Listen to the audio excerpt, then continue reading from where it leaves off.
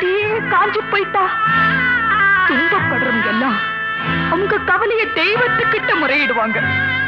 ஆனா தெய்வமே கலங்கி நின்னா அந்த தெய்வத்துக்கு யாரால ஆறுதல் சொல்ல முடியும்? தானாடவில்லை அம்மா சதையாடுது அது கந்தை என்று